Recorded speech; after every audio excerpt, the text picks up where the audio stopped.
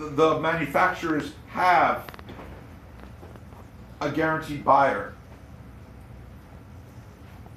in the government. But when war's over, people aren't buying things.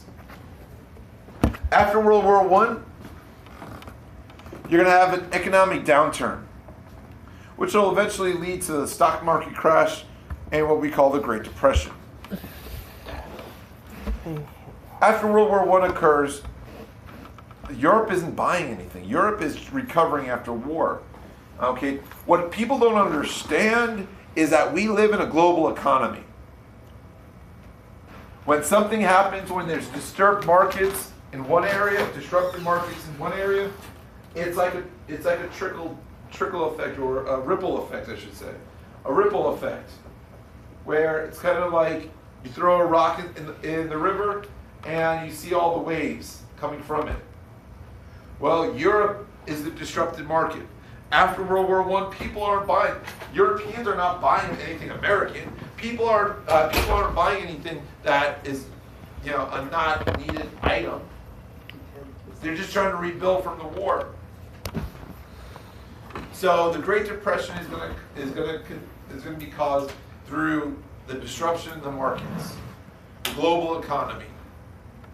Now, people are going to be borrowing a lot through credit financing. Matthew is trying to keep his business open. He doesn't have much capital. He doesn't have much money to pay his people. So he goes to the bank and asks for a loan. The bank gives it to him. Okay? Think of a lot of people doing this. It's called credit financing. This leads to high inflation. Now, even if you didn't have a business, if you went to the supermarket, Thomas was told to buy some bread and eggs and milk and such. He went to his local supermarket. He got his bread, his eggs, his milk, whatever. He didn't need to use money. He told the shopkeeper, put it on my tab. Okay? So the shopkeeper would put it on the family tab and he'd go off, not needing to pay for it yet. People are doing this more often. What do you think is going to happen when the economy crashes? Are they going to be able to pay back the banks or the supermarkets? No. Okay. Agricultural depression. People don't have enough money to buy food. And farmers are growing too much food, like grain in particular. And when there's too much of any product, what happens to the price? It goes down. It goes down. Reparations. Guns and water. In Germany. Okay. Reparations in Germany. They were extensive. It was meant to hurt the German economy, and it does. And then when the Great Depression hits, it makes it even worse. Okay. Questions?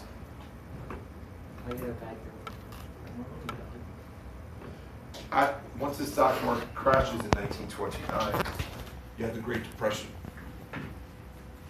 The Great Depression occurs, and we're talking about large unemployment. One out of 3 people or so in the United States and Germany in particular are going to be unemployed.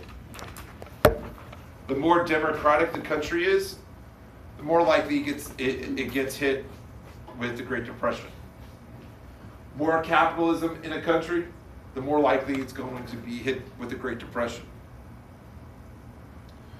What happens is this: Matthew, who borrowed the money from the bank, now tells the bank, I can't pay you back. He goes bankrupt.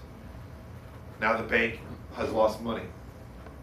Thomas, who bought the groceries, or put it on his tab, his family can't pay for those groceries anymore.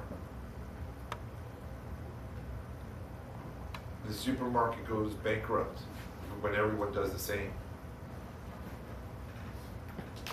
There's going to be a run on the global banks. Everyone mistakenly thought that they didn't understand how a bank works.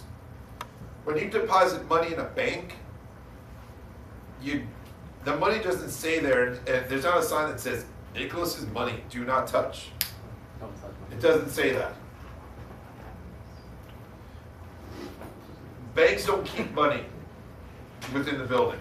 They keep very little money. And what's going to happen is this. Okay? Excellent. What's going to happen is this. When the Great Depression starts hitting, everyone runs to the bank to get their money out. But the banks don't have money to give. They've lost money from all the bankruptcies.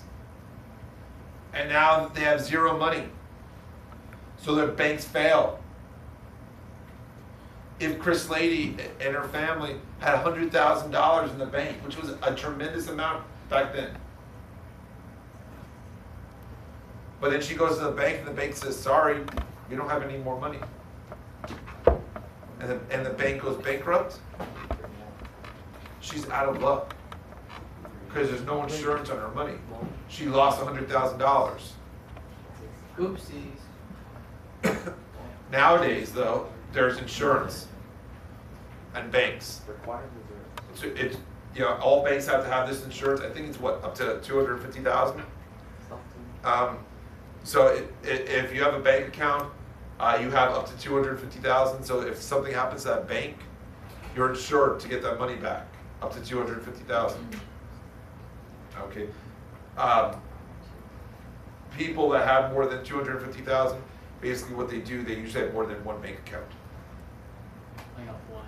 Because you're only insured to $250,000. That explains the 21,000. I Okay. got 1, 2, 3. Now, He's got 2 now. Now, because of this, most countries will be off the gold standard. Okay? There was a time when if I was to open my wallet and take out money, this $20 bill represented $20 worth of gold. Theoretically, I could go to Fort Knox and get $20 worth of gold. Okay? You couldn't, but just theoretically.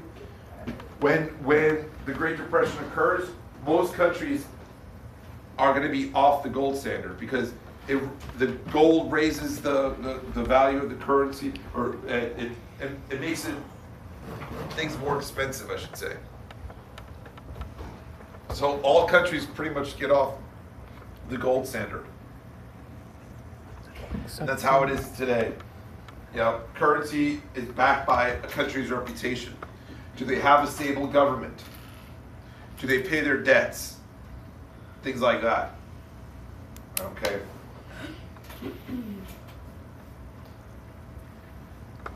Now, some people though say, to get out of the Great Depression, to get the economy working again,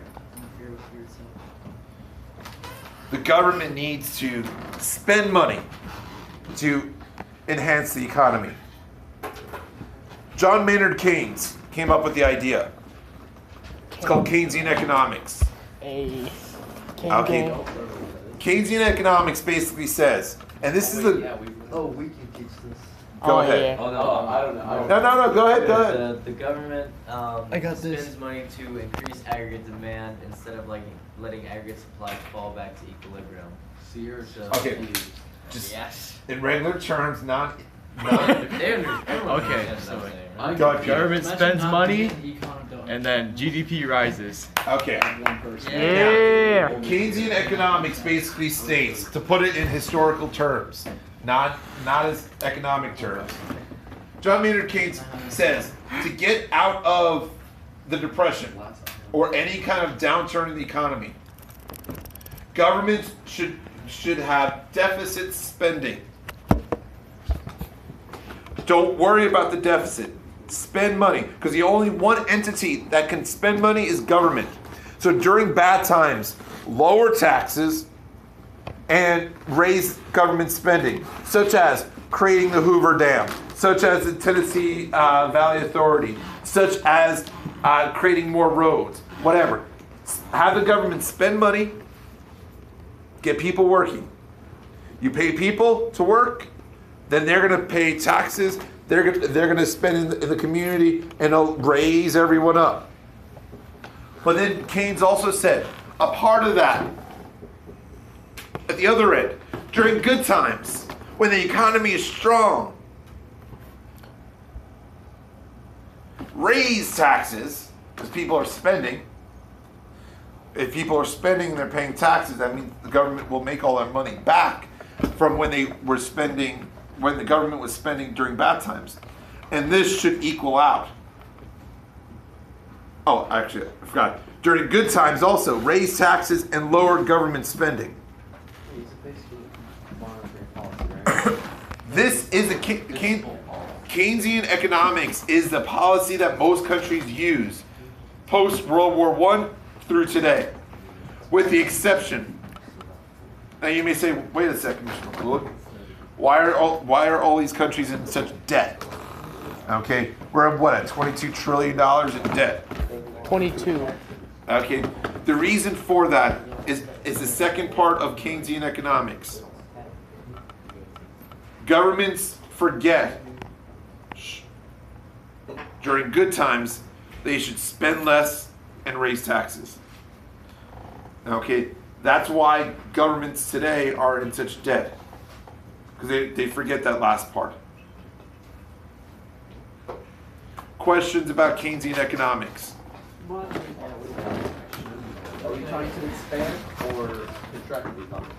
Have you guys learned about Hayek too? What? Yeah. Hayek? Yeah. Is he the guy that says like the economy can stabilize itself? No, that's Adam Smith. No. You guys know. Well, you don't need to worry about it for AP Euro, but I'm just curious if you knew about it. Because Hayek and Keynesian had opposing views. Same with Adam Smith. Yeah, but we're not in the same country. Really, Gordon? Increasing spending and lower taxes.